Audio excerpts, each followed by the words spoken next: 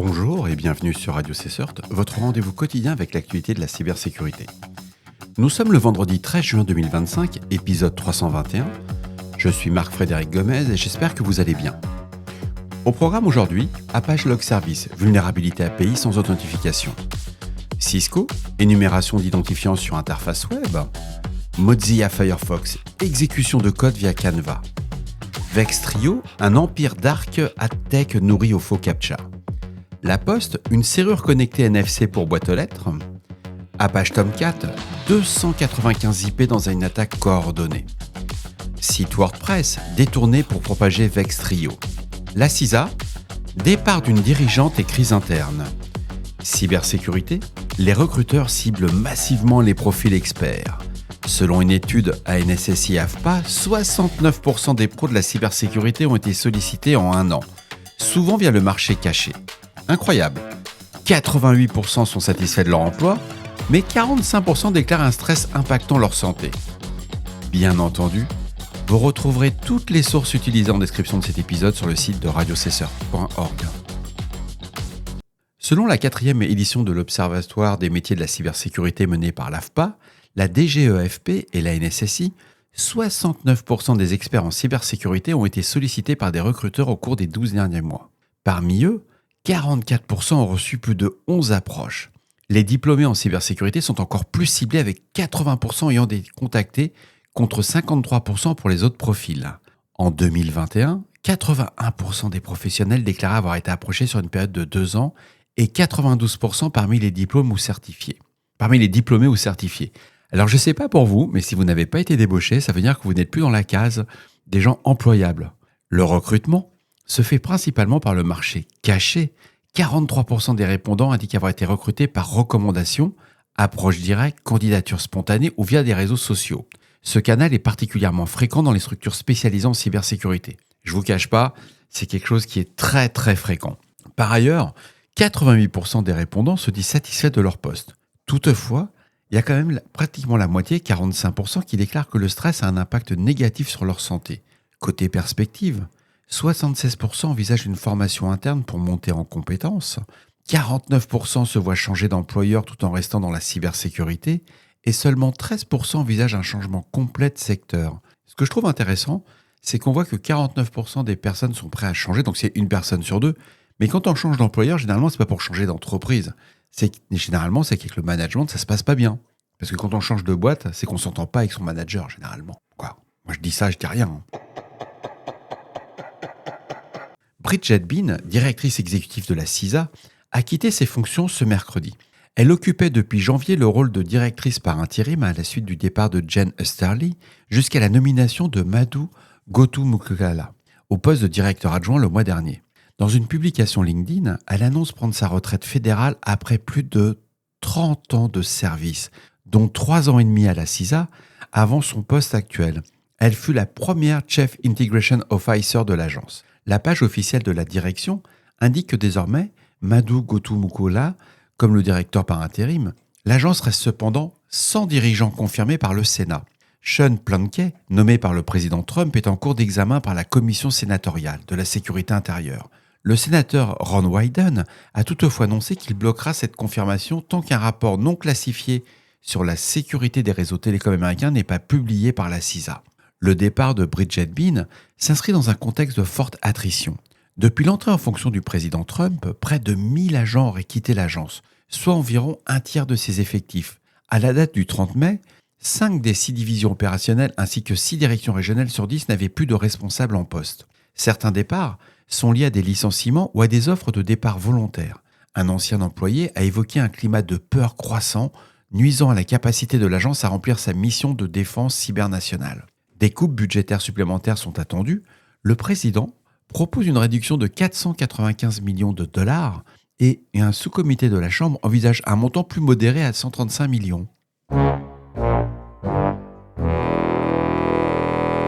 The Hacker News nous remonte qu'un rapport publié le 12 juin 2025, soit hier, par Infoblox, le service de distribution de trafic malveillant Vextrio Viper TDS est relié à d'autres TDS comme Helped TDS ou Disposable TDS, révèle une opération cybercriminelle d'envergure, Vextrio, décrit comme un regroupement d'entreprises ad-tech malveillantes, ce sont les fameux liens d'advertising, s'appuie sur des formats publicitaires tels que des smart links et notifications push pour propager des escroqueries, malware et sites de phishing. Parmi les entités affiliées figurent Los Polos, Taco Loco et Ad Trafico.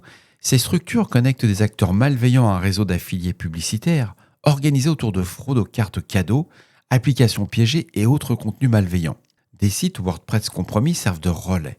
Des scripts comme Balada de Leeway ou Sign1 et des campagnes DNS.txt sont injectés pour déclencher des chaînes de redirection vers des infrastructures frauduleuses de Vextrio. Une analyse d'Infoblox fondée sur 4,5 millions de réponses aux enregistrements DNS.txt sur 6 mois révèle 2 ensembles de serveurs C2 distincts utilisant une infrastructure liée à la Russie. Depuis novembre 2024, la révélation par Querium du lien entre Los Polos et Vextrio a mis fin aux activités de push monetization de la société suisse tchèque. Les opérateurs ont alors migré vers Help TDS et Disposable TDS qui ont ensuite basculé vers la plateforme Monetizer. C'est une véritable escroquerie à l'affiliation. Il faut voir que Help TDS présente une forte empreinte russe sans les fonctionnalités complètes de Vextrio. Bien que considéré comme indépendant, il entretient une relation exclusive avec Vextrio jusqu'à la fin 2024. D'autres réseaux similaires sont mentionnés comme Partner House, ProPush, RichAd ou AdMaking ou RexPush. Ces entités utilisent notamment Google FCM et des scripts Push API pour diffuser des liens malveillants via notification. Des centaines de milliers de sites compromis redirigent chaque année vers le réseau de Vextrio. Selon Infoblox, les opérateurs de ces régies publicitaires malveillantes connaissent ou peuvent identifier les acteurs malveillants impliqués, bien que des obligations KYC soient parfois minimales. Il faut vraiment faire attention à ce type de lien. Je vous recommande cet article. C'est un véritable marché noir qui existe, qu'on ne voit pas. Il ne fait pas de bruit. Il n'y a pas de, de fuite d'informations. Il n'y a pas de... vous allez, entre guillemets, entretenir un réseau cybercriminel qui va être basé sur ce qu'on appelle des fausses publicités. Évidemment, il y a du phishing, il y a du malware, il y a pas mal de choses qui vont arriver derrière. Mais à lire et surtout à avoir une très grande vigilance parce que c'est quelque chose de hyper silencieux. La société Greenose a détecté une activité coordonnée de brute force ciblant les interfaces Apache Tomcat Manager. 295 IP uniques ont été identifiées comme malveillantes impliquées dans des tentatives d'authentification non autorisées. Sur les derniers 24 heures, 188 adresses IP uniques ont été enregistrées, principalement situées aux États-Unis, au Royaume-Uni, en Allemagne, aux Pays-Bas et à Singapour. Et c'est au total, ce sont 298 IP distincts qui ont conduit des tentatives de connexion contre des instances Tomcat Manager. Parmi elles, 246 ont été catégorisées comme malveillantes. Les cibles incluent des systèmes aux États-Unis, au Royaume-Uni, en Espagne, en Allemagne, en Inde et au Brésil. Une part significative du trafic provient d'infrastructures hébergées chez Digital Ocean avec le numéro d'AS 14061. Greenose précise qu'aucune vulnérabilité spécifique n'est exploitée, mais que ce comportement témoigne d'un intérêt soutenu pour les services Tomcat exposés. C'est ce qu'on appelle de la reconnaissance, tout simplement. Ces opérations opportunistes peuvent signaler une phase de reconnaissance avant exploitation, mais en parallèle, BitSight a rapporté que plus de 40 000 caméras de sécurité sont accessibles publiquement via HTTP ou RTSP. Ces expositions sont concentrées aux États-Unis, au Japon, en Autriche, en Tchéquie et en Corée du Nord. Je vous mets le lien pour les IOC qui sont mis à disposition par Greenose. Ça peut être intéressant de le mettre dans vos SIEM. Regardez si ça détonne. Si vous avez des caméras connectées, c'est quand même une des cibles. Il faut voir que parmi les cibles qu'on voit, il y a 79% des caméras qui ont été scannées appartiennent au secteur des télécommunications, suivi par les technos, les médias, les services publics, l'éducation, les services aux entreprises et les administrations. Comme vous le savez, chers auditeurs, Vivatech à Paris bat son plein. Et la Poste a présenté à Vivatech un prototype de serrure connectée pour boîte aux lettres. Ce n'est pas un article sponsorisé, je vous le dis tout de suite, il n'y a pas de collaboration, il n'y a rien de tout ça. C'est juste le fait que cette présentation, elle est extraordinaire parce que pour moi, ça veut dire que je ne suis pas prêt de prendre ma retraite. Ce dispositif reposant sur la technologie NFC des smartphones pour activer les mécanismes de verrouillage sans pile ni batterie. Le système utilise le chiffrement asymétrique et une infrastructure à clé publique comparable à celle des cartes bancaires Java Card. L'échange de données entre smartphones et serrures se fait de manière chiffrée, sans code, réduisant les risques d'interception. L'énergie nécessaire est fournie par le smartphone lors de l'interaction sur le modèle du paiement sans contact. L'objectif est de sécuriser les colis dans les boîtes aux lettres normalisées existantes sans les remplacer. 2 axes techniques sont encore d'optimisation, l'actionneur de déverrouillage et le traitement rapide des certificats et opérations de cryptographie. 6 partenaires industriels collaborent avec La Poste. L'objectif est de définir un standard européen interopérable avec des critères de certification en sécurité, conformité et durabilité. La généralisation est prévue à l'horizon 2027 avec une ambition de déploiement au niveau européen. Moi j'adore, c'est une très bonne idée. Aujourd'hui on avait les fameuses boîtes aux lettres avec des serrures, des clés qu'on perdait à chaque fois, qu'il fallait refaire ou qui étaient forcées. Il ne faut pas oublier qu'il y avait des passes. Et tous les voleurs de colis, toutes les personnes qui empruntent les colis qui ne leur appartiennent pas, ont tous ce passe. Donc là on va avoir un truc qui va être génial, on va prendre un Dolphin, puis on va se mettre devant une boîte aux lettres et puis on va l'ouvrir. Et ils sont formidables.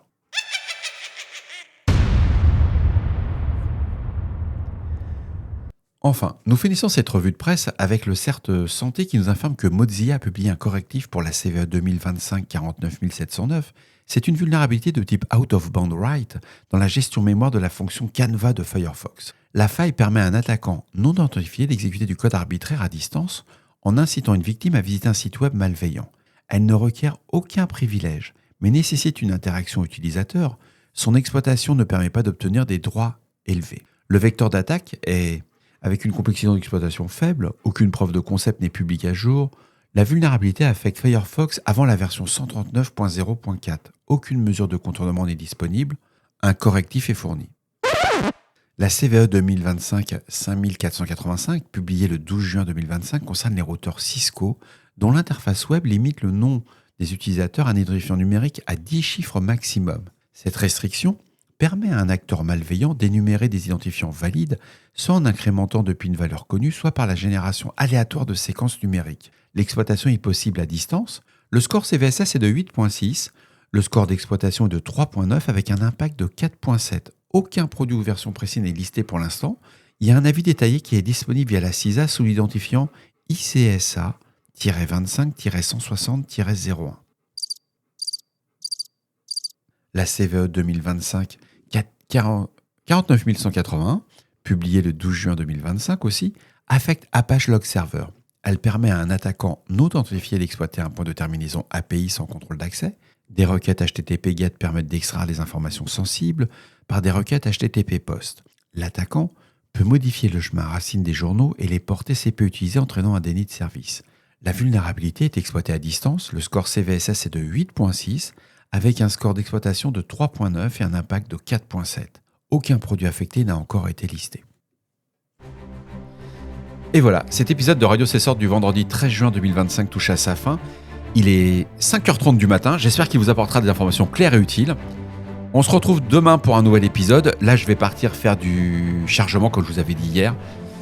Il faut que je enlève tous ces gravats. Prenez soin de vous. À très bientôt sur Radio Cessord. Il fait déjà chaud.